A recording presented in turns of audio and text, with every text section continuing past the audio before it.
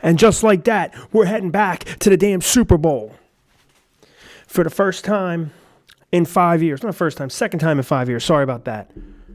I can't believe it. I mean, I can, but I can't. I just still can't get over how far we made as a team this year. Going into this season, I expected good things. I said, listen, this team can do something. It comes down to Jalen Hurts. How can he play? Because we only seen 1 year, playing under him. You get the whole ordeal. It still surprised me we're this far. I want to win the Super Bowl, no damn doubt about it. But I'm saying win or lose the Super Bowl, it just mind blows me. Wow, we made it. It still doesn't feel real. It doesn't.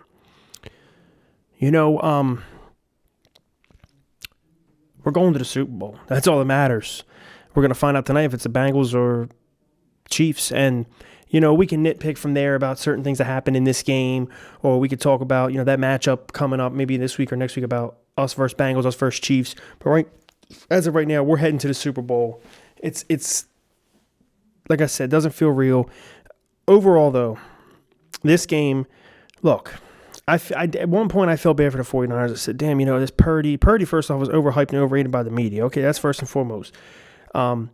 He is who Chris Sims was saying Jalen Hurts is. Jalen Hurts is, you could take Jalen Hurts off the Eagles and they'll still win games. Gardner Minshew will win you games. Oh, really? Because he couldn't win us nothing.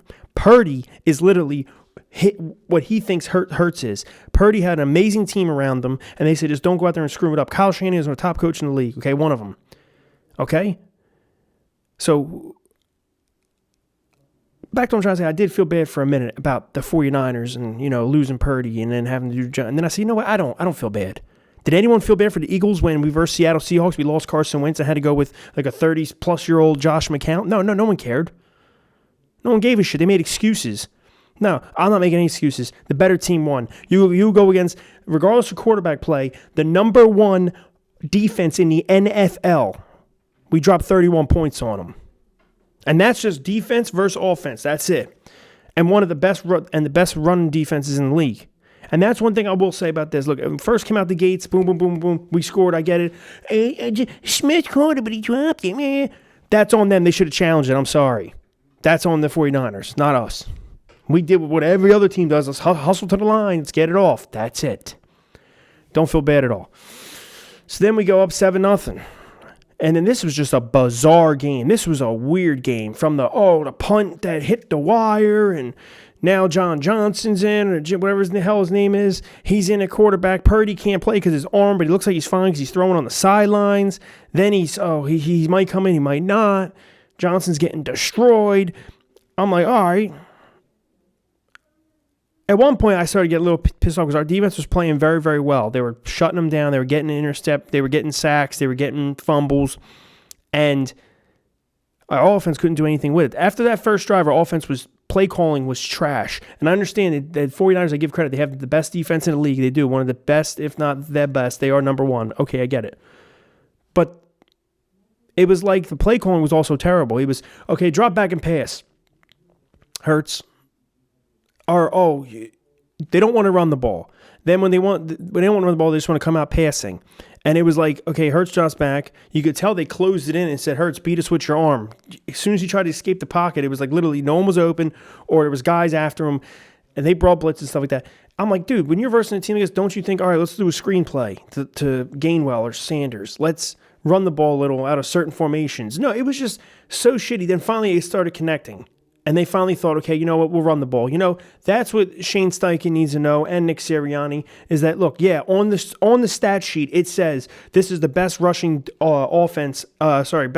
best rushing defense in the NFL against the run, best run defense. That's on paper. That's against opponents they played.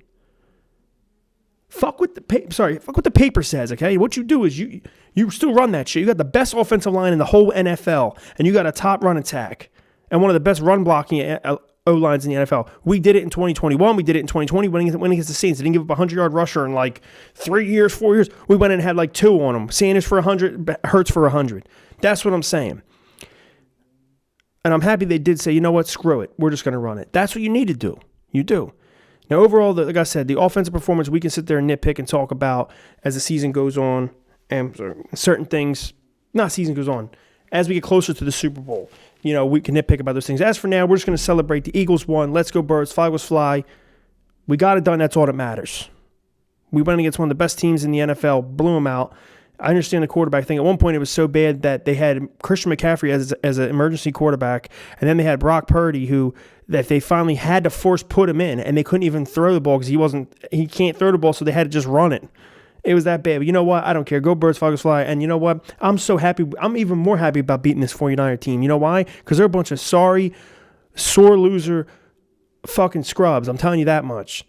Just take that shit on the chin and dip. This is professionals. You're getting paid millions. Relax, okay? They were getting real chippy. They were getting real whatever, trying to start fights. And let me tell you something. A lot of people are complaining about the referees. They're making too many calls. Because that's the calls they had to make.